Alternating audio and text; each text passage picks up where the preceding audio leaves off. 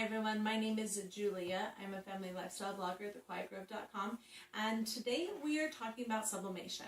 I am doing a whole series of videos on sublimation to help people who are getting started in it to know where to start. And today I want to talk about what is sublimation.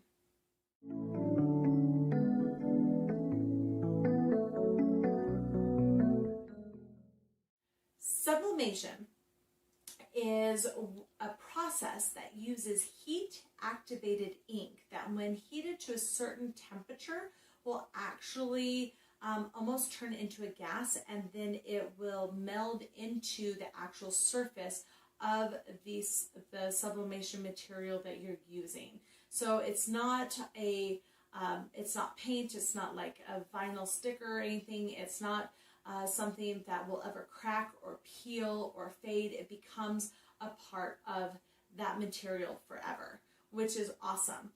Sublimation's been around for a very long time, but for the longest time it just was not cost effective for anyone but really large companies and producers to ever do.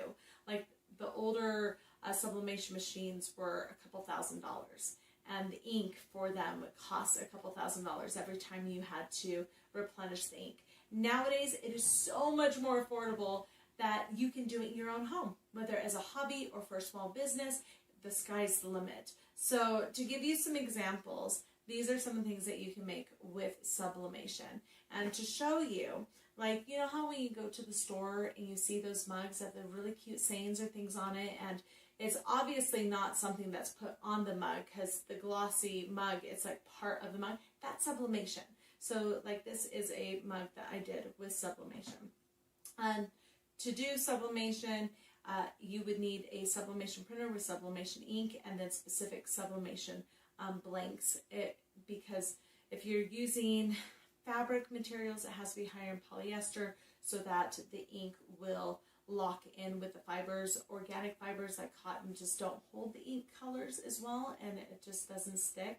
If you're doing non-fabric items like mugs or coasters, they have to have a special polymer coating on them, so you can't just use any mug that you get off the store at Walmart or the dollar store or coasters or things. You need to get actual sublimation blanks. Cricut has a whole line of them. They call them their infusible ink blanks, because infusible ink is Cricut's version of sublimation.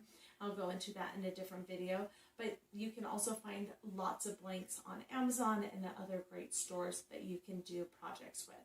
So again, sublimation is just a process where you use heat-activated ink, where you heat it to an extremely high temperature. It's like 385 to 400 degrees average for most materials. And when it heats that temperature, the ink will transfer and meld into the actual material itself to be a part of that forever. And then once it cools, you pull off your sublimation paper backing that you had printed the design on, and you are ready to go. If you found this video helpful, I invite you to make sure that you like and subscribe so you can be kept informed and up to date with more tips, inspiration, and more from my neck of the woods.